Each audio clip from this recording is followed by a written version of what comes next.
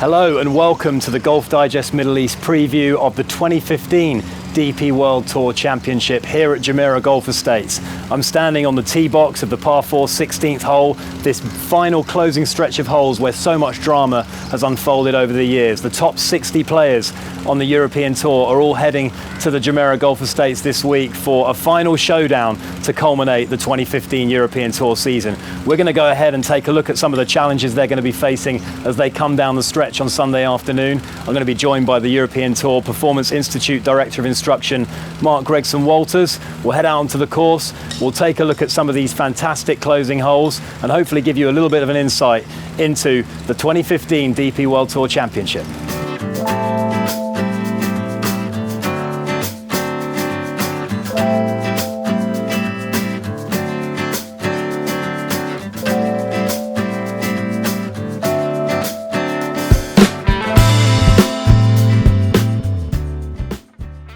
Moved down onto the fairway of the 16th hole, 486-yard par 4, one of the toughest holes on the course, and I'm delighted to be joined by the Director of Instruction at the European Tour Performance Institute, Mark Gregson-Walters. Good to have you with us, Mark. Thank you.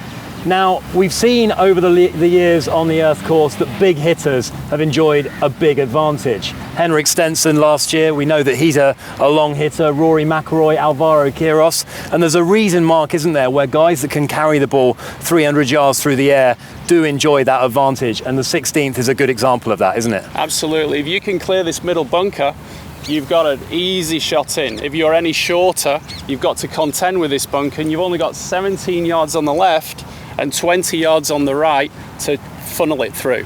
Yeah, and we've seen how this bunker can really catch the players out. Last year, Rafa Cabrera-Bello, banging contention in that final group, drove it into this bunker here, tried to get onto the green because he wanted to ensure that he could make at least a par, and ended up rolling into the hazard and making a double bogey and drifting out of contention.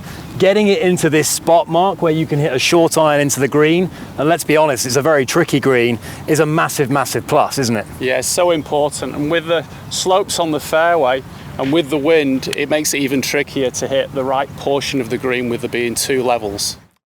Now, when you're talking about iconic, it doesn't get much better, Mark, does it, than the 17th here at Jumeirah Golf Estates Earth Course.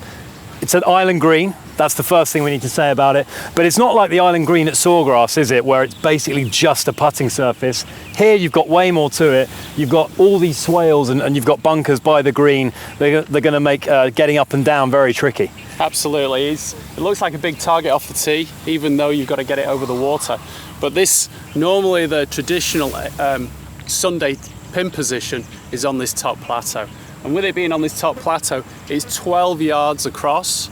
And if you miss the target to the side just by a small amount, you can see with the way the area is being cut, the ball just goes away from you and goes all the way up close to the water. It does. And from down here, this is, well, I can speak from an amateur point of view, it's my nightmare. These guys are the best players on the European Tour, so this is, I wouldn't call this bread and butter for them, but it's difficult, isn't it? Because the pin's above their feet, and it's a fairly bare lie.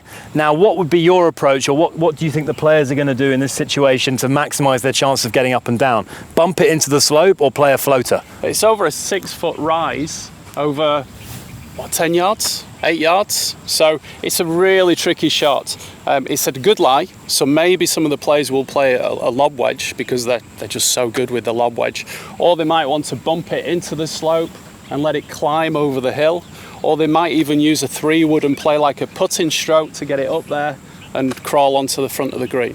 Yeah, we saw last year Henrik Stenson hit one of the shots of the year on the European Tour here. Really, when the pressure was on, he hit something like a 6-iron into about 5 feet, made the decisive birdie and had a relative cushion going up the last. But really, when you miss the green, that's when you really need to make that par-saving chip, isn't it? Absolutely. I think a lot of the guys would prefer to be in the bunker than down here on the grass. Okay, we're going to head down onto the last hole. So much has been talked about on the 18th, pivotal hole, the closer on earth, and we're going to take a look at it now.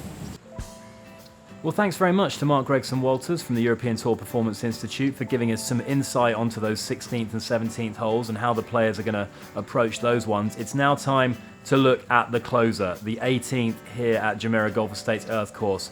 A climactic hole, a polarising hole, and one where so much drama has unfolded over the years. And the reason why it's polarizing, and I say that, is because this creek bisects the middle of the fairway, and you can actually get into a spot of bother just by hitting a very straight ball and taking an unlucky bounce. Obviously off the tee, these bunkers to the left-hand side are going to be ones to avoid.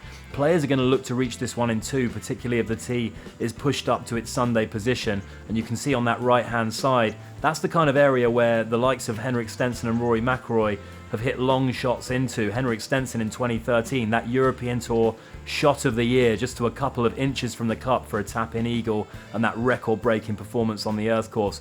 But as we move up to the final stage of this hole, you see the hospitality grandstands on the left-hand side, the spectator grandstand on the right, and this amazing clubhouse framing this amphitheatre-like green here. The creek winds all the way up this hole, and players who lay up are going to be looking just to leave their wedge approach shots on the bottom right hand corner of the screen there and hit a shot of about 110, 120 yards in to a green that's incredibly tricky. You certainly don't want to be short and left.